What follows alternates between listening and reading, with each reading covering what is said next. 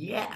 Hey guys, all right, just before the show starts, I wanted to let you guys know that my fight against cancel culture is still happening. Please go to the description below.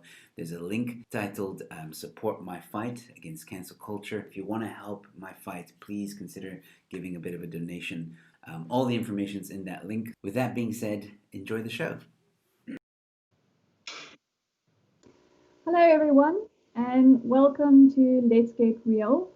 Tonight's conversation is going to be about Fees Must Fall, woke culture, and the death of the intelligentsia. Tonight, I have an esteemed journalist to help me untangle this complex topic. His name is Ivo Facted. More recently, he's joined the Daily Friend after he was working at the Daily Maverick. Ivo, thank you so much for joining us. No, thank you for having me on the show, Diané. So I thought just to start us off, if you could just give a brief background of your history and your expertise and who you are, that would be nice. Well, I was born a very long time ago.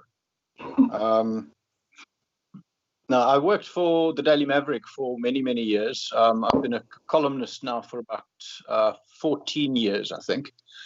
Before that, I was a technology journalist, but my interest sort of broadened and I started blogging back in the 2000s. And, that turned into a columnist job with the Daily Maverick, where I was actually their very first columnist.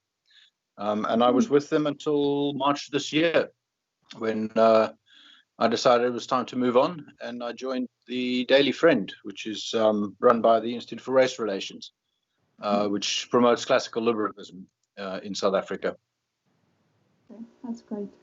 So I think we should get going because this is quite a lengthy topic, and Ivo and I have quite a number of points we would like to work through. So I think that the reason I decided to do this is because for many people who are more towards the center or more classically liberal or more libertarian in their political views, we've seen for a long time an uprising especially from my perspective in the left, of a kind of movement that's become quite authoritarian in terms of its PC nature, in terms of how controlling it's become. And I think that that's quite striking because we usually see the universities as the spaces for free thought. And now we've suddenly seen this buckling down of all this political correctness that's strangling the space that's supposed to be one for free thought. And in that sense, it's quite ironic that the space that's supposed to be for intellectualism has deteriorated into a space of anti-intellectualism. And I thought it would be a good idea to start thinking about in what ways do we see anti-intellectualism now on both the right and the left. So I'm not really interested in this being just a criticism of the left or the right, but I want us to look at both sides. Because I think that everyone would agree, at least to some extent, we've seen a very distinct rise in populism across the world, whether you're on the right or on the left. So to start off with, I thought I'd just give us a brief understanding of what anti-intellectualism is. And so briefly put, an anti-intellectual is someone who has a deep mistrust of or hostility towards the intellect, intellectuals and intellectualism. So this would also be experts. And that's because they don't think that reason, logic, the scientific method are appropriate ways of solving practical problems or understanding reality. They don't think those mechanisms are up to the task, and they think we should turn towards action and emotion to deal with those sorts of things. But what goes along with this deep mistrust of intellectuals is also that they see themselves as, so anti-intellectuals will often see themselves as the spokespeople for the common folk. And so they see themselves as this populist movement that goes against the political and academic elite. And so by its very nature, they construe the intellectual class as an elitist class. And precisely because they also think that those institutions, so higher education and people who are in political parties or run them, dominate the political discourse, And so they're not really connected to the people and what the common concerns of people are.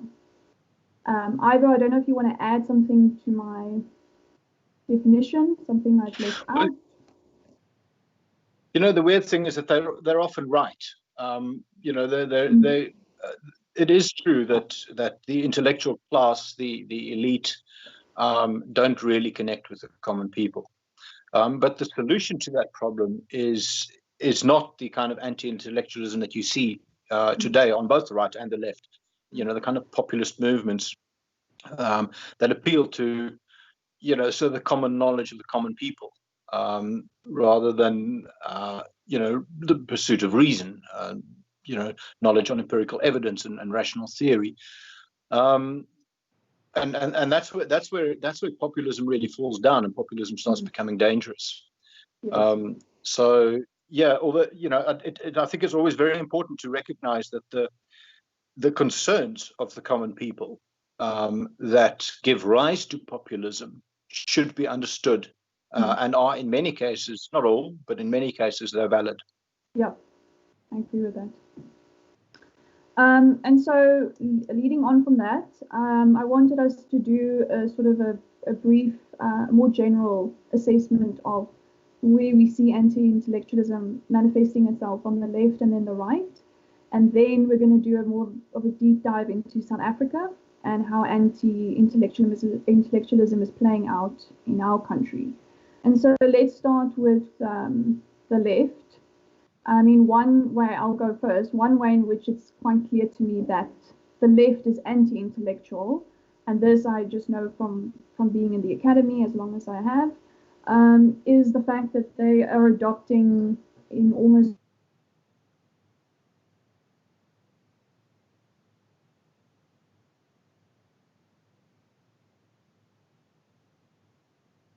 So you just dropped out there, Diané.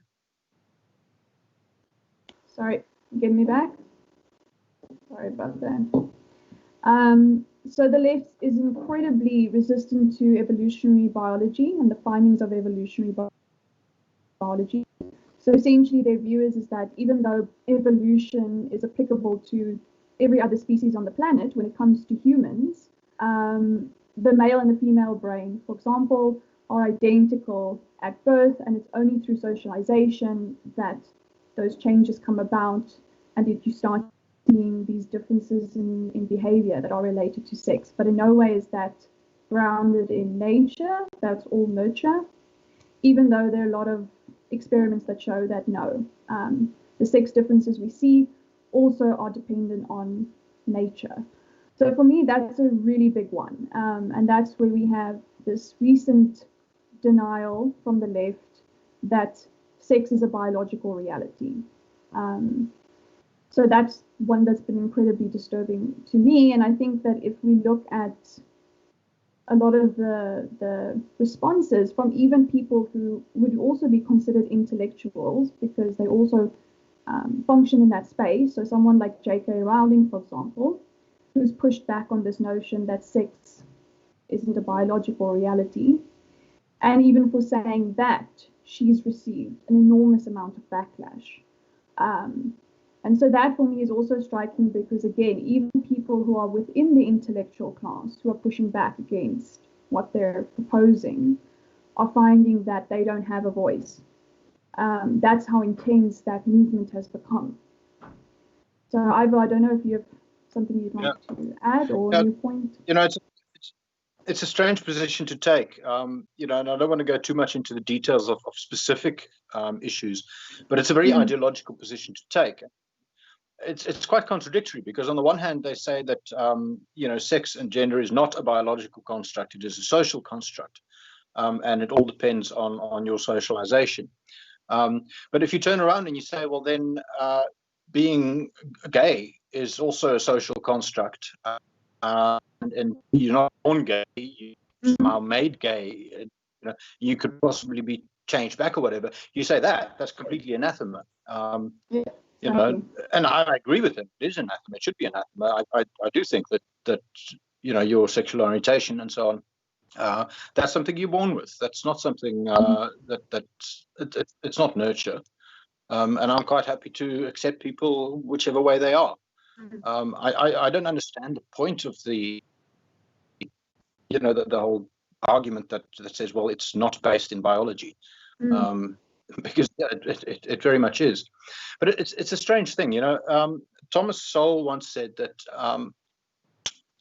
by encouraging or even requiring students to take stands where they have neither the knowledge nor the intellectual training to seriously examine complex issues, teachers promote the expression of unsubstantiated opinions, the venting of uninformed emotions, and the habit of acting on those opinions and emotions while ignoring or dismissing opposing views without having either the intellectual equipment or the personal experience to weigh one view against another in any serious way. And that paragraph really resonates with me, and when I think of university campuses, it was like that when I was at university 30 years ago, and it's from everything that I've seen, it's just got much worse since then. It's almost like students are being expected to take a position and to bring about social change, as if that is their purpose, rather than to investigate, what moves society, how people do behave, and how the world does work. Yes. They're being taught to become activists, and frankly, as appealing as it is to be 19 and an activist, I was marching when I was 19 against apartheid and whatnot. It was fun, but I can't say that I had the experience, the life experience, or indeed the intellectual knowledge to really evaluate what I was marching for and against. Yes, that's a good point. I also, as you were saying that, I was thinking, what's also driving that? And I was thinking it might have something to do with this idea that, especially in South African universities, we seem to be quite preoccupied with this idea of empowerment and giving people a voice. Now, even though that's important, there are good ways and bad ways of doing that. And I think that if you just push for the empowerment, say what you think, be who you are, express your views, express your emotions, there's no sense of restraint or humility, or you're also not teaching them to listen. It feels like we're teaching them to speak before they even know what to say, because they haven't actually gone through a process where they can learn how to think first. And I think that's right. Yeah, I think that's also pushing that. It's strange. I mean, they want to give everyone a voice, and they want everyone to express their feelings. But the fact of the matter is, not everyone. You need to earn a voice. Yes. Everyone has the right to say whatever they like, but they don't have the right to be listened to. Yeah. You need to earn the right to have people listen to you. Yeah. I spent many years building my intellectual knowledge and my world experience and so on, to a point where I now have a few people who occasionally read my columns, other than my mother, who reads them religiously. You need to earn that, and there's a lot of people that frankly don't have the ideas or opinions that are worth listening to. They're not original. They are sometimes they're entirely wrong. They're not supported by evidence or by logical reason. Why should everyone have a voice when they don't have something valuable to say? Yes. I think that's a fallacy. But then the flip side of that now, which has gotten a lot worse, and this is what my sister and I were talking about on the show last week, because she's an academic. And we were talking about how with students, what matters so much now is the student experience. So what one would normally do with a student who thinks that their opinion is worth hearing because they're just so damn smart, is that in a philosophy class, our lecturers would just tear us apart. Like, they would make it very clear to us that we didn't know what the hell we were talking about, and they would basically just say to us, through essentially through the Socratic method, will just be like, okay, but you don't actually know what you're saying, so maybe just listen for a while. But these days, there's such a sensitivity around a lot of the teaching methods that we used to use, because we always have to make sure that we're not making students uncomfortable, because it's very important that they not be made uncomfortable. And that's exactly why, even as teachers, we cannot educate them. We cannot get them to a point where they can think for themselves, because we can't actually train the way we're supposed to. Yeah. No, that's absolute nonsense. You know, you get embarrassed over how little you know and how badly you think is at university when no one is watching. Exactly. You know? I mean, your peers might be watching and you might be embarrassed in the class, right? But it doesn't filter out into the wider world, right? Because when you do go out in the wider world, right, now you're 25 or 30, or, you know, and you say something in public, well, you don't want to look like an idiot then, do you? Because the rest of the world isn't going to be soft on you. You know, they're also going to be ripping you apart. And that's the point where you need to, be, have lost that sensitivity to being challenged and to being told that you're wrong. And B, have gained the skills to defend your position, you know, to defend your argument. Yes. And if you can't do that, then we go back to where we started, which is why should anyone listen to you? I think it critically undermines education. You know, that students are being mollycoddled these days, and you got to worry about their feelings. You know, you know, the big wide world doesn't care about your feelings, doesn't care about my feelings. Yes. You know, I've been told a lot of pleasant things in my life. I'm okay about that, because I feel that I can defend my positions, and I've learned from the people who attack me. You know, so that's how the world should work. Yes. I actually read a quote recently. I can't remember where I read, but it was essentially this idea that these days we now have to accept that someone's opinion is as good as my fact. So essentially, we don't even seem to draw a very strict distinction anymore between opinions and facts, and basically everyone feels like their opinion is as good as someone else's fact, because, you know, it's my opinion and I get to have my opinion. Well, this goes to critical theory, doesn't it? Yes.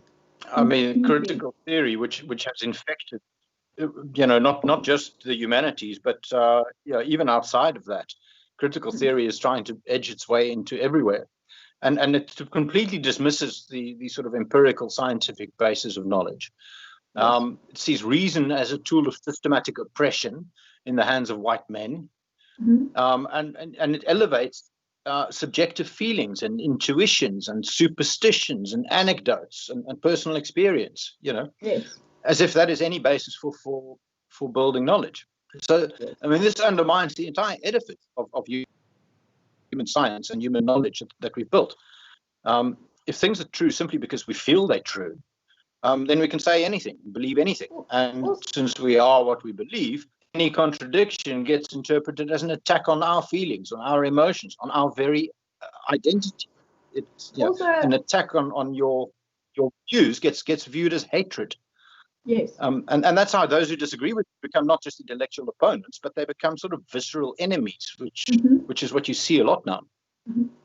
And also, I mean, I just feel the need to make this clear, because I don't think I've said this before, but I think that people think if you're doing philosophy, you're only ever focused on reason, logic, science, etc., as if we don't ever take intuition, feelings, emotions, any of that into account in our analyses. But of course we do.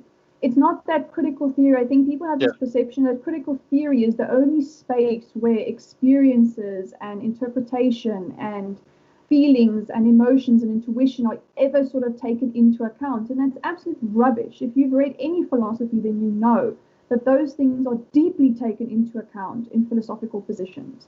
So what critical theory does is build in an assumption from the get-go about what that setup looks like in terms of the oppressor and the oppressed. And that's a starting assumption that you're going to have one group oppressing the other. Now you just need to figure out which group is doing the oppressing and how are they doing it. That's what philosophy doesn't do. We don't make that starting assumption. We have to actually first prove that there is some form of oppression going on, and then untangle what is that oppression. But we don't start from that assumption. But in this sense, critical theory is deeply anti-intellectual because it prioritizes that above reason, logic, scientific method. And in that way, very harmful, as you indicated.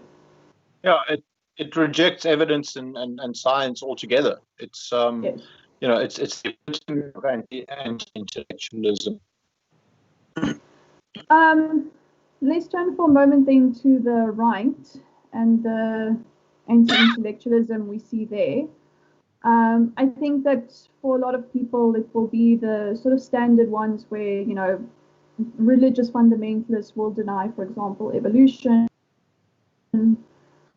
That's a pretty standard one, although I don't think it's the most sort of sophisticated view in these days, because I think that there's so many people who are on the right that don't deny evolution anymore. But I think that with Trump, yes. Although I must say, when I was brought up, I was brought up a Christian, and in churches and the youth societies and so on, there was a strong undercurrent of distrust for science and so on. That science was sort of it was an arrogant pursuit, that we were trying to place ourselves somehow above God, there was a strong sense, an anti-intellectual sense. It wasn't universal because, in the same sort of Calvinist culture that I came from, a university educated was well respected, and scientists were well respected. But there was this undercurrent of anti-intellectualism even then. That was what, 40 years ago now. Yeah. So I think the religious right is a huge source for anti-intellectualism on the right, but it's not the only one. Yes. There are definitely other sources of anti-intellectualism on the right, and I think populism is one of the biggest ones. Yes, that was the one I was going to talk about next. I think with Trump, Trump's presidency, and even the way he speaks. I mean, honestly, when I was in Canada, just before I was there, when he got elected, and I was really trying to watch the debates between him and the other Republicans, and I just couldn't. It was just the most horrifying thing ever. And so I think that entire movement has become sort of tainted. But I think a lot of it's also unfair. They've been tainted with this brush of being, racists and homophobes and whatever, simply because they support President Trump. But at the same time, I don't think anyone's going to defend President Trump as an intellectual. And he makes that very clear that he is not one. And I think he uses that also to gain that populist vote. What are your views on that? No, I agree. I mean, one of the risks with simply dismissing someone out of hand, it's what I said earlier about populism, is that there often is a good reason for people to vote the way they do, to feel the way. There are good reasons why people supported Trump, and I don't think that the establishment really ever sort of looked at itself and did some introspection and said, well, how did this happen? How did this guy become the leader of the free world?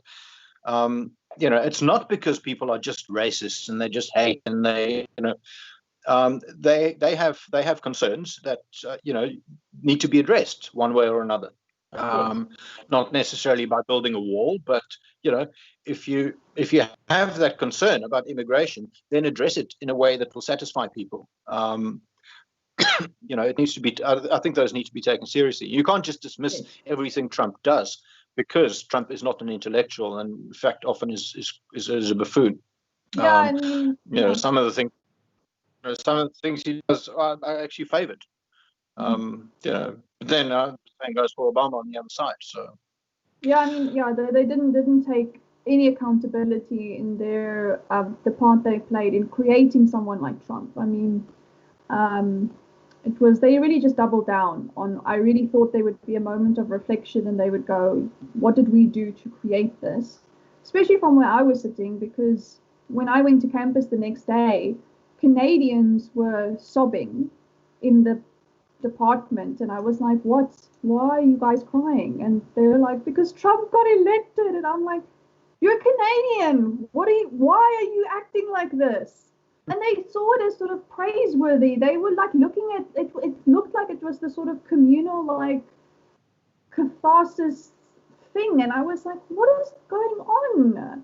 And they didn't at any point seem to think, what are we doing in this intellectual domain, or all these views that we're trying to indoctrinate people into thinking when they come through the academy? Why have these views not worked in the real world? Because they clearly haven't, because a lot of people don't agree with them and were so upset about what these movements were doing that they chose someone like Trump. But is there anything else you'd like to add to the populism issue?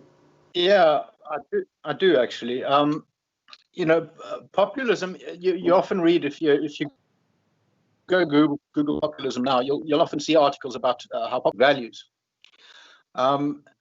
It's strange though that democracy also causes populism.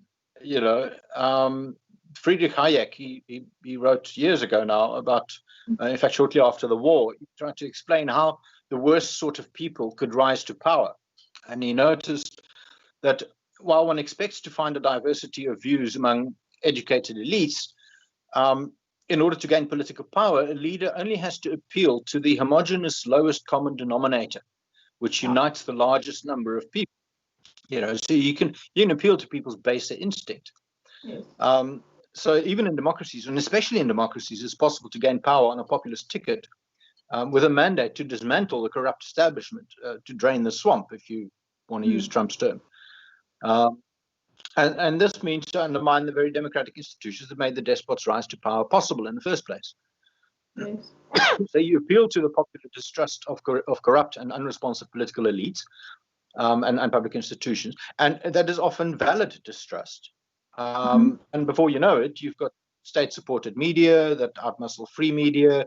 You've got courts that are placed under political direction. You've got hollowing out of your regulatory agencies, and the subordination of the legislative branch to the executive, etc. So, there are very serious consequences to this.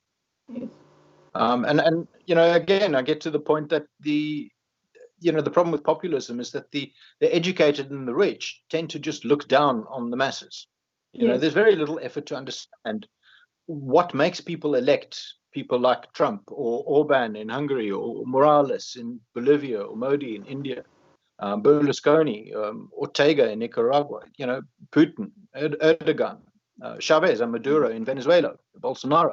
All of these people, both right-wing and left-wing populists, some of their political appeal might differ. I mean, some are nationalists, some are socioeconomic, have socioeconomic appeal, and some are just anti-establishment. But what they all have in common is the rejection of the intellectual class in favor of the broad mass of people. I mean, I have to say, in that respect, I was a lot more understanding of where people were coming from when they voted for Trump. And I think the reason for that is because I was sitting in the intellectual class in a university doing a PhD, and I could see what the university had become. And for me, at that point, that was its own kind of anti-intellectualism, but it was just on the left side. And it was so intense and so authoritarian that I was completely understanding of when Trump got elected, not because, I think he'd make a good president. I could see where people's concerns were coming from, because I was thinking to myself, if these are the intellectuals, where essentially now we've got a space where diversity of thought has been eradicated, now you've essentially got just a bunch of people who agree with themselves, and they're becoming the people that are indoctrinating and feeding these people into the media and into the political parties. Then I would also be very concerned about that and try and find someone who can maybe put a stop to that, because it's something that is incredibly dangerous. So from my perspective, I could actually see where most Americans were coming from when they voted for Trump, which at that point I wouldn't say out loud, because the Canadians would have killed me, shot me dead in the streets. I wouldn't have done that, but I kept it to myself. I thought we could now turn our attention, because we're already almost halfway through, so I thought we could turn our attention now to South Africa.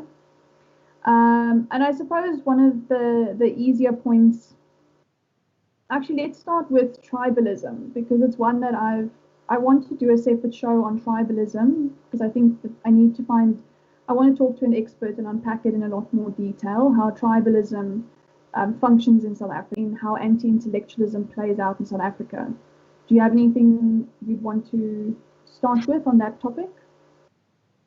Yeah, I mean, that goes to one of the usual appeals of the populist. When it's not just about the workers' class against the capitalist class, it's about nationalism, and identity politics.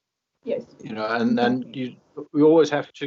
You always have to find someone outside of the mass of good people, good citizens, that you need to blame for your troubles. Right now, you could blame the Jews, you could blame Germany, you could blame white people, you could blame black people, you could blame foreigners.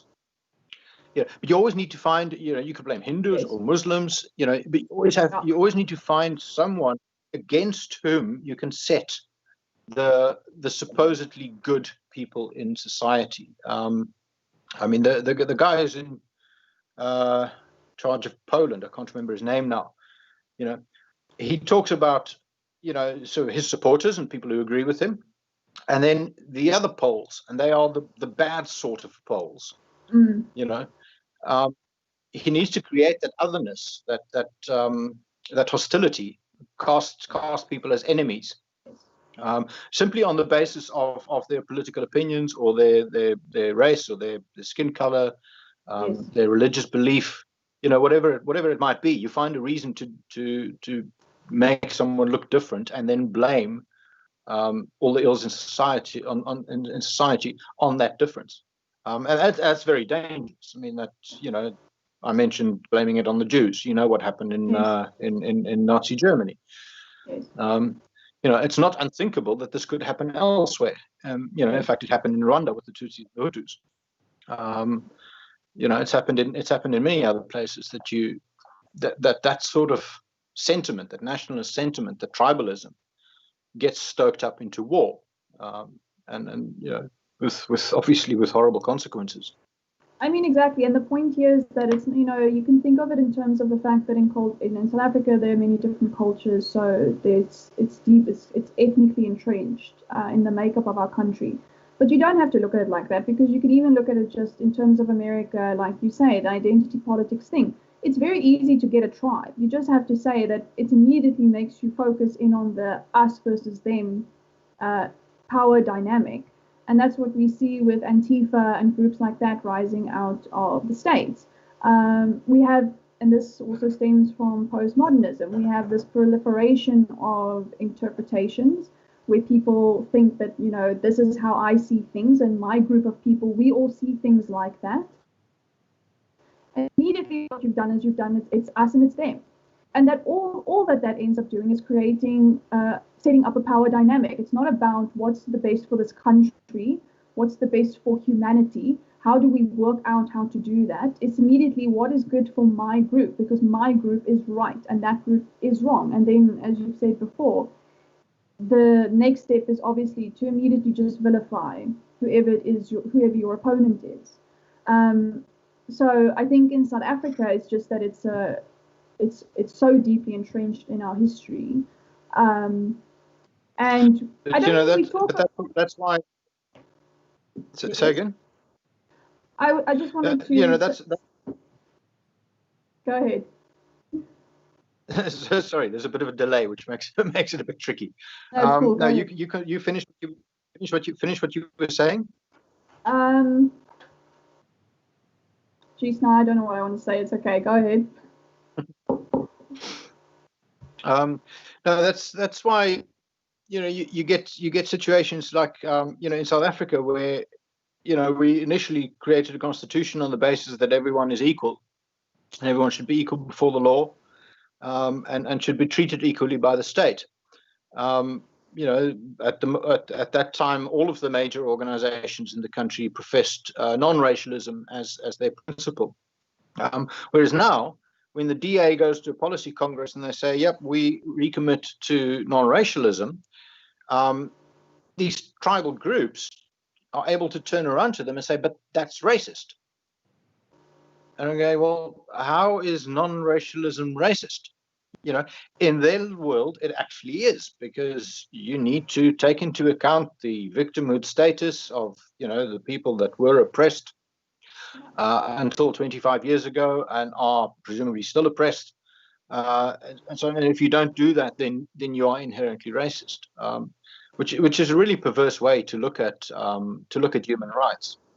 You know, that's also how you get this notion that if there are black people who disagree with, you know, being cast as victims, or disagree with socialist ideology, or with black nationalism, then they get called clever blacks, you know, and they get called traitors and Uncle Toms, which is, again, it's a kind of ideological anti-intellectualism, which is really scary. I mean, you know, we've seen this in the Soviet Union with the purges of the Intelligentsia, and in Cambodia under the Khmer Rouge.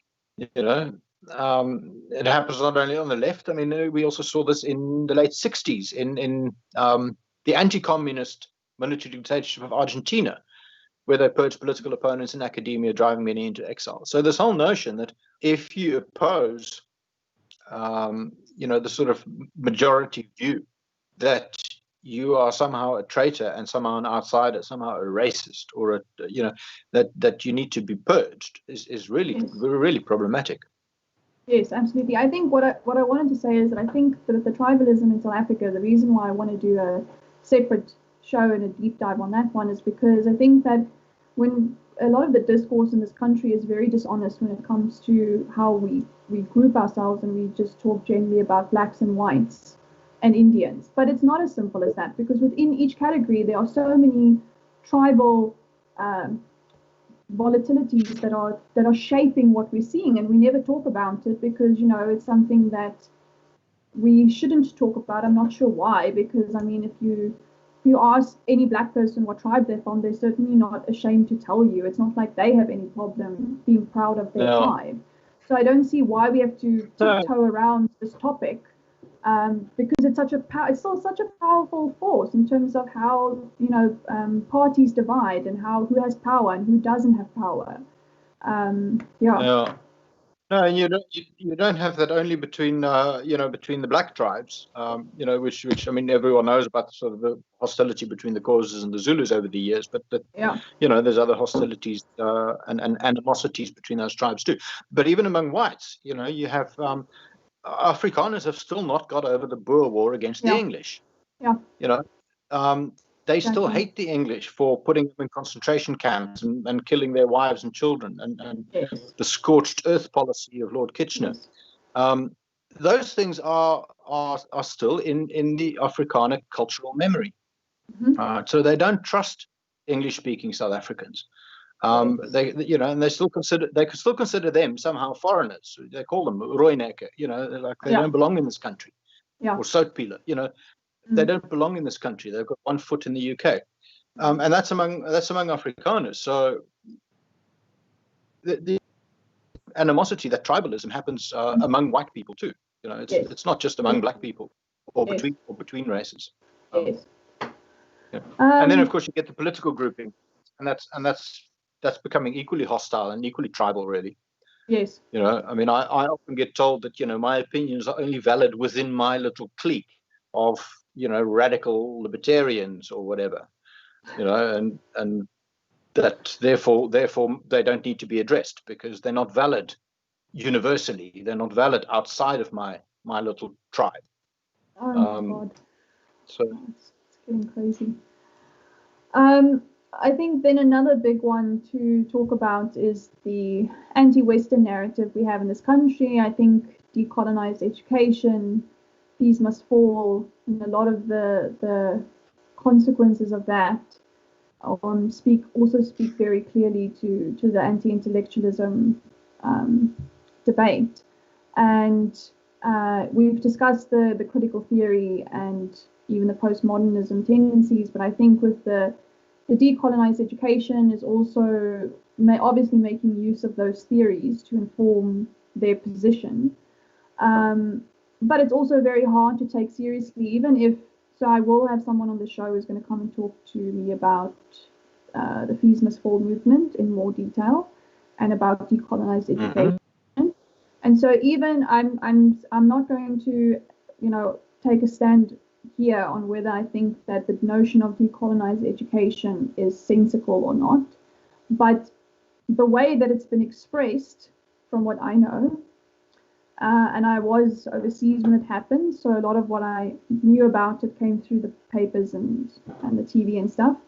But what seemed to deeply underpin this movement was an anti-Western sentiment, insofar as the general position was, this is not an education for Africans, this is an education that is Western in nature, and it needs to be stripped of its Western content to suit the African context.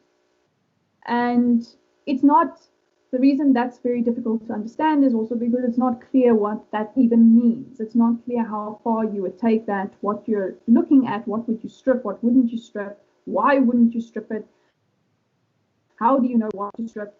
And the reason it's also difficult to take seriously is that when Fees Must Fall also broke out, the protesters had no problem, damaging university properties, burning books, and those sorts of things are quintessential anti-intellectualism. It doesn't show any sort of respect for and pride in an educational institution, but it just seemed to be another place to create a populist movement that I know a lot of people who were just taking advantage of this moment in time to become, aggressive and have their day. But it's very difficult to take a movement like that seriously when there was hardly any intellectual engagement around what that position even means. It's weird if you unpack that a little. If you go back to why does Western science seem to dominate throughout history? Well, because the West got richer before everyone else, right? So it simply had more resources and more leisure time to spend on universities and academies and scientists and so on. People could have patrons and, in a way that in a developed country you wouldn't have had, because everyone was farming to try and feed themselves. So it's simply a mismatch in development, and I think there's a lot of inferiority complex that you get in places like Africa, in India as well, where they're trying to talk up Vedic mathematics and Ayurvedic medicine and so on as being somehow scientific, when a lot of it isn't. But if you go back to the history of Western science, there was absolutely no effort to exclude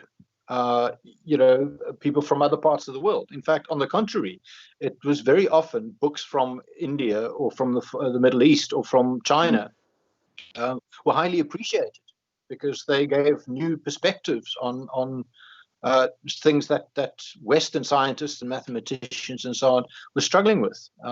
There's a reason we use Arabic numerals. There's a reason we call an algorithm after an Arabic guy. There's all sorts of concepts. The concept for the number zero is also comes from the Near East. So there's a lot of science that did get transferred, and that the West happily adopted. They tested it and see it work, because that's the scientific method. You can objectively test something. I don't care who invented gunpowder. It was the Chinese. The point is, it works.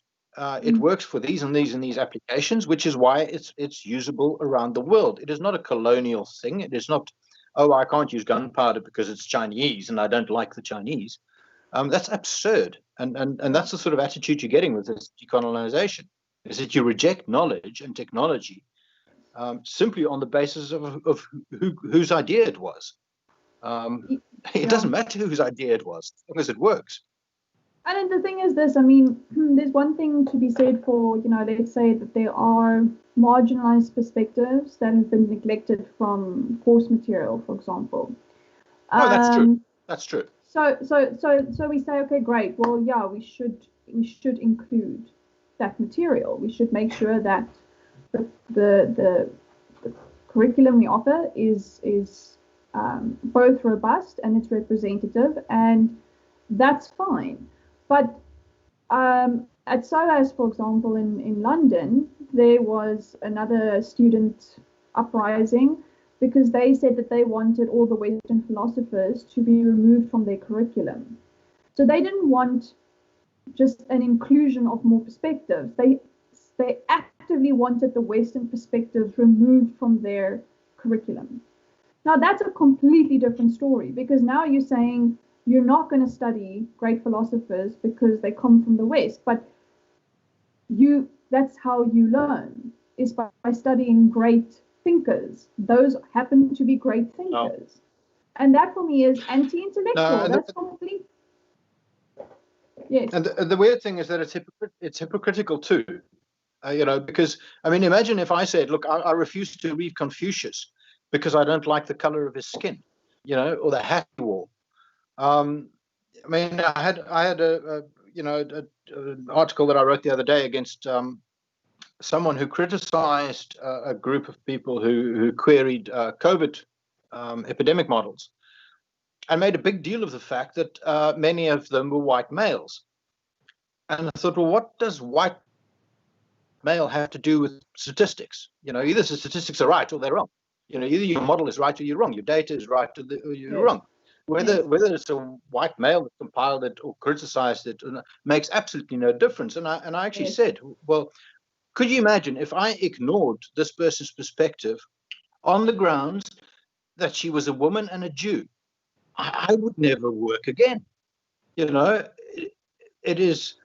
that sort of hypocrisy that you can reject Western ideas, or the ideas of white males for that matter, but don't you dare reject the ideas of someone who comes from Africa or South America or the Far East, because then you're racist.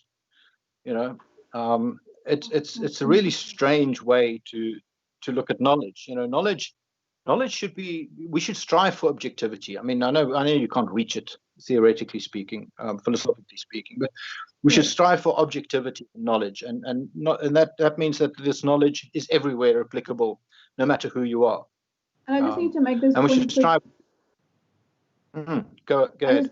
Thanks. I just want to make this point clearly because, again, when it's not that we don't question notions like reason, logic, objectivity. In philosophy, obviously, we question those notions. There are many different accounts of what those things consist in. But that's very different from saying, as postmodernists do, is that there is no such thing as objectivity. There is no such thing as truth.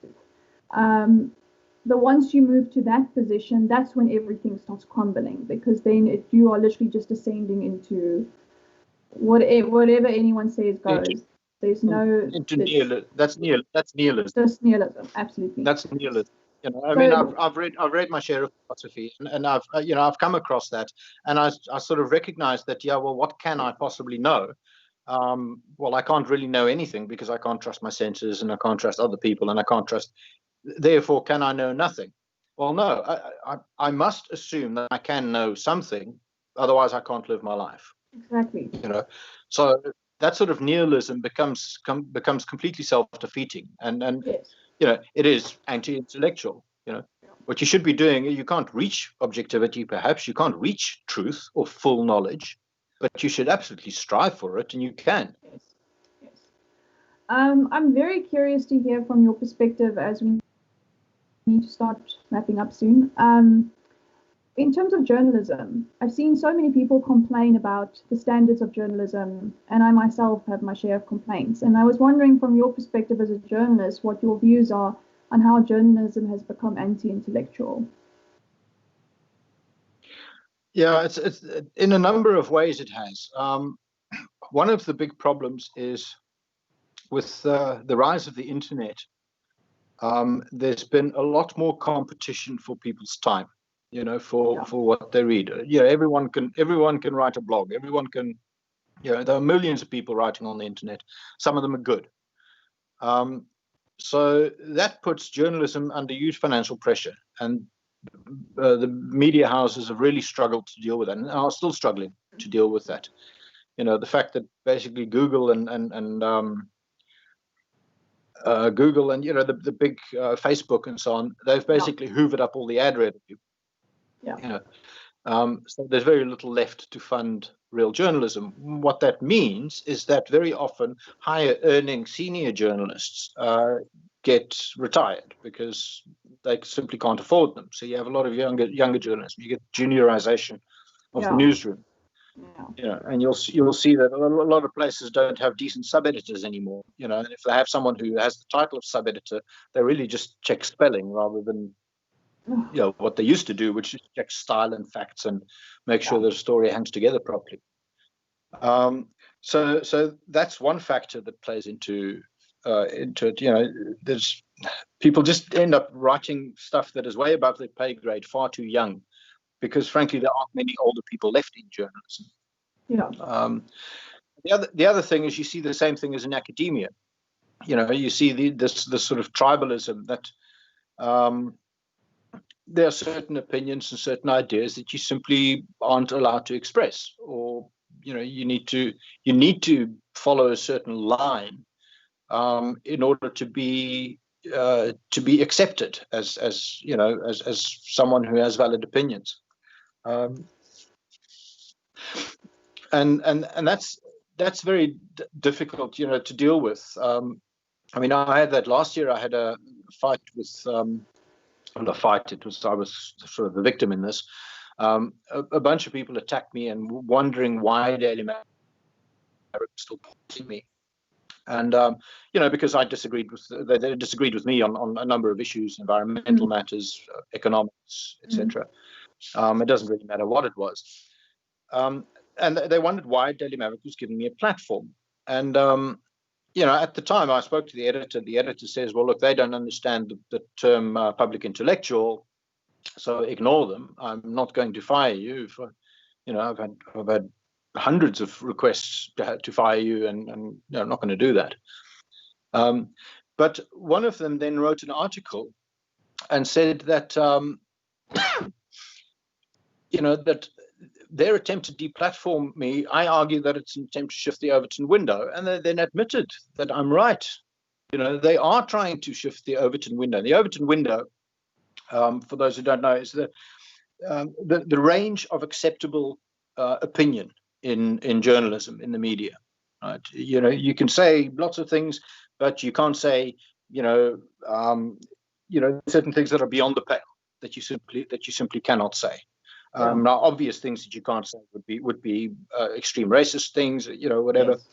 Yes. But there are a lot of other opinions, and with me it became, just libertarian opinions became beyond the pale, and they wanted to shift those outside of the Overton window, outside of acceptable public discourse.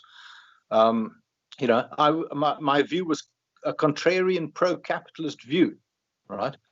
And I did not believe that capitalism is a major threat to life on Earth, and because of those beliefs, I wasn't allowed to write.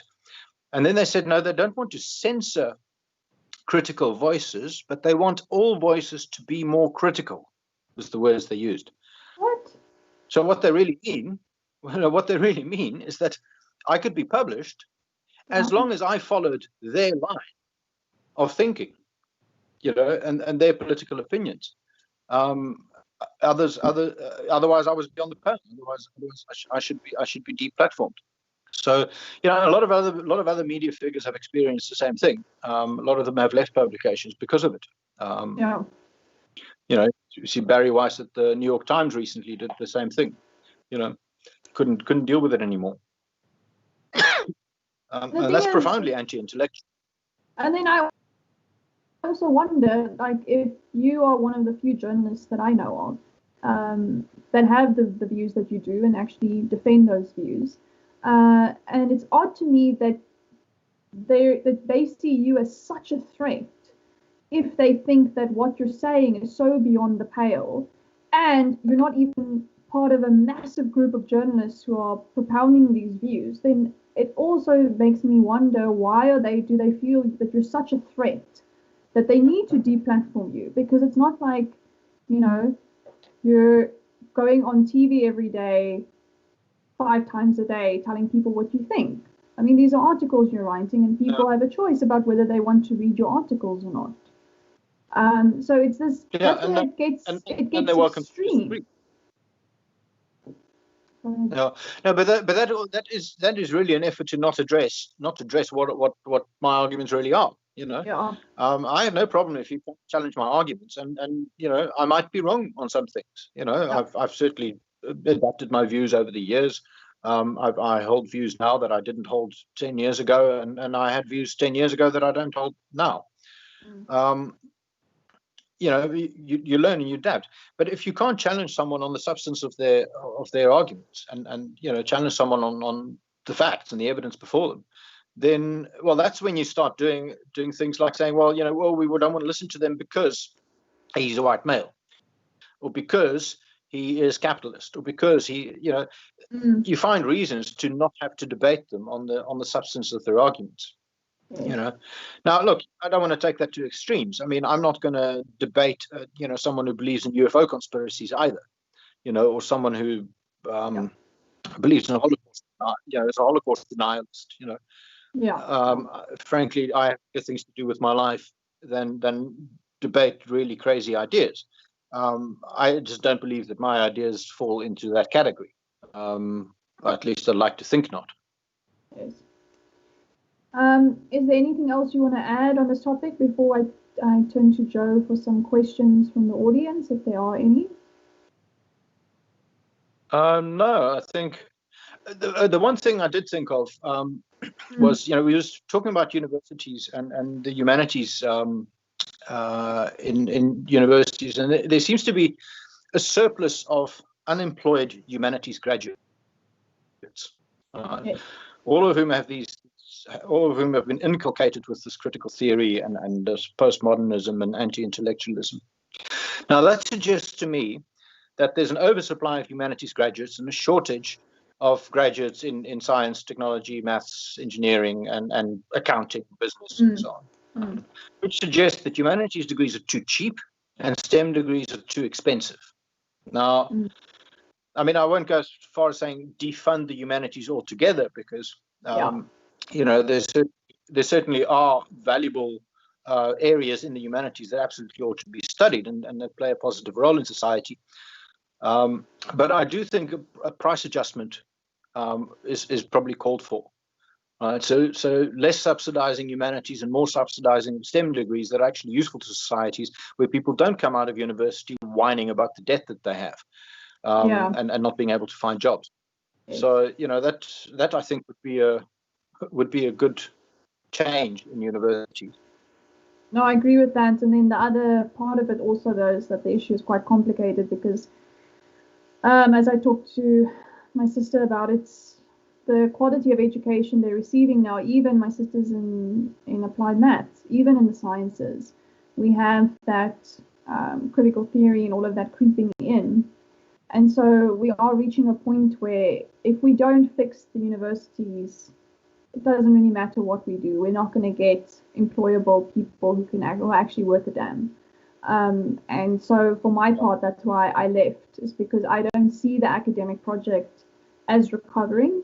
And to be honest, I think it should fail. I think it should crumble, because I think at this point it's a lost cause. But that's my cynical view on that topic. I think probably find a crisis in which you find some sort of renewal and ultimately a rejection of critical theory and its influence. Because once they get to a point where they say maths is racist, that they've gone too far. They've jumped the shark. So something's got to break there. Yeah, I hope so. I really hope so. Joe, do you have any questions for us from the audience?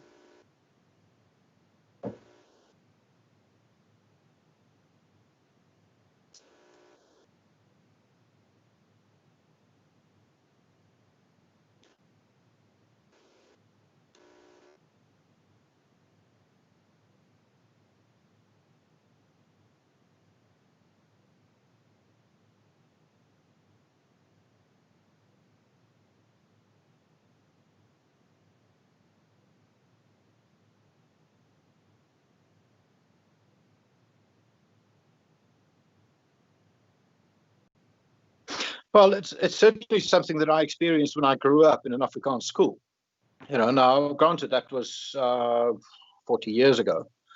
So things have changed. I mean, a lot of people have moved with the times, and frankly, South Africa's had other issues to deal with in the last 26 years, certainly since the first democratic elections in 1994.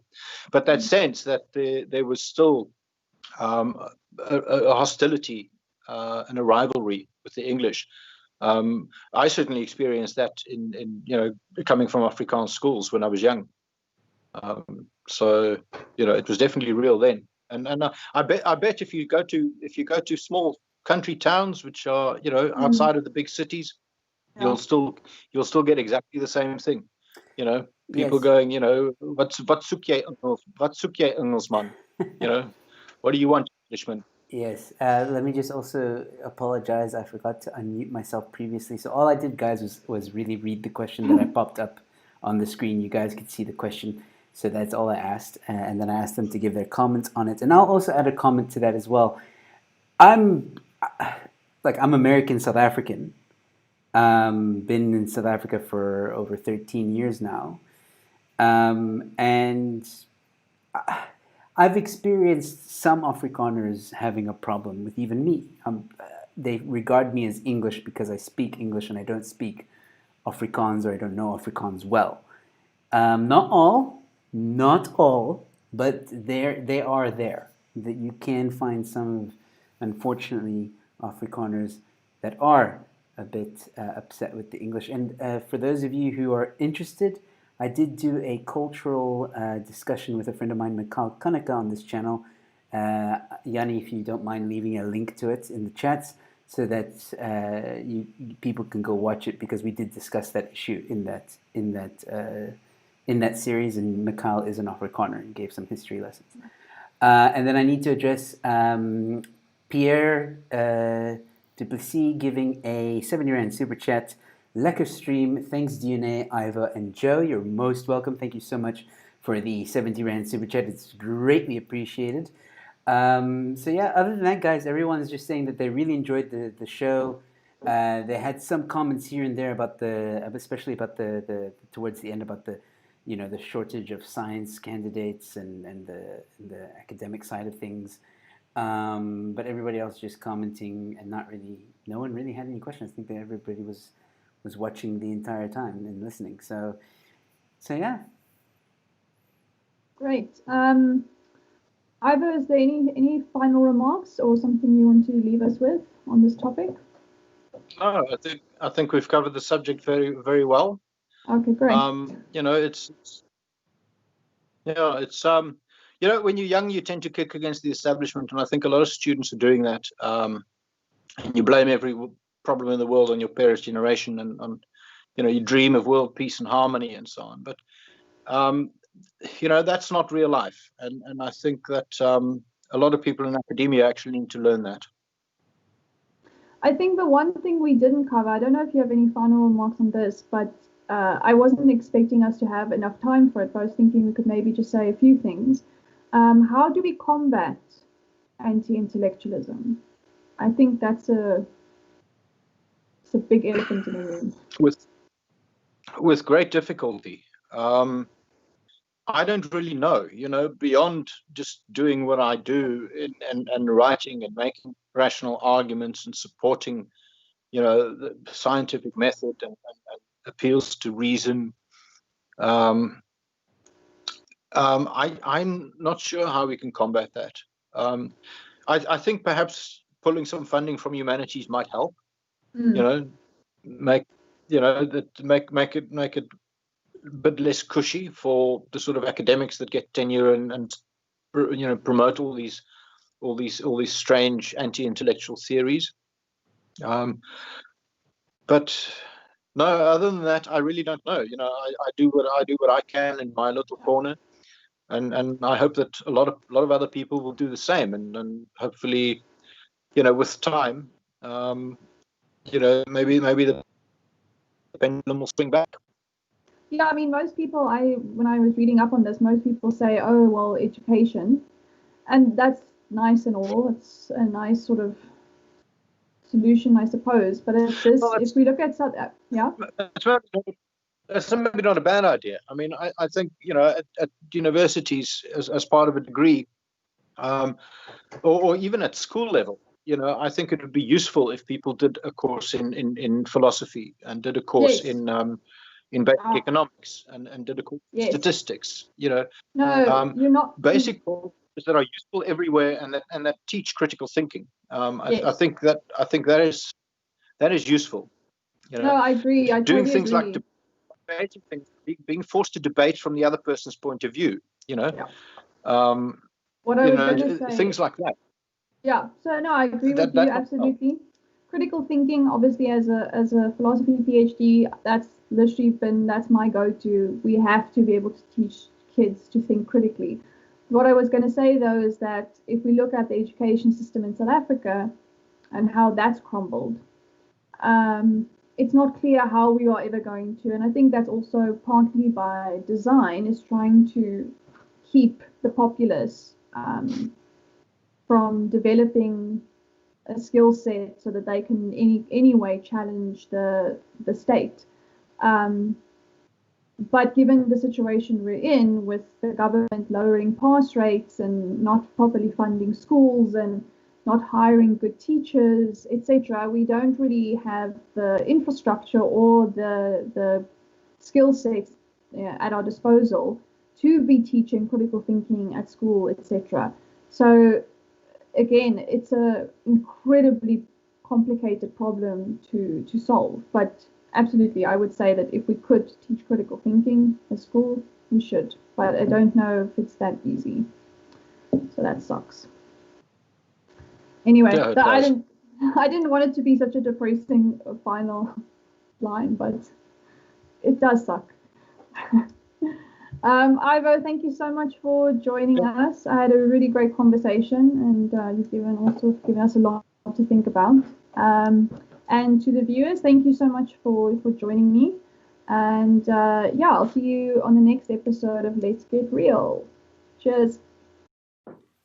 Hey guys, so if you enjoyed the show, please consider giving it a like and a share. Don't forget to subscribe as well if you're new to my channel. And if you really enjoyed the content, feel free to join and become a member. Don't forget about my fight against cancel culture. That's in the link in the description below. Support my fight against cancel culture. Go to that link and all the information is there. Other than that, ladies and gentlemen, thank you so much for watching.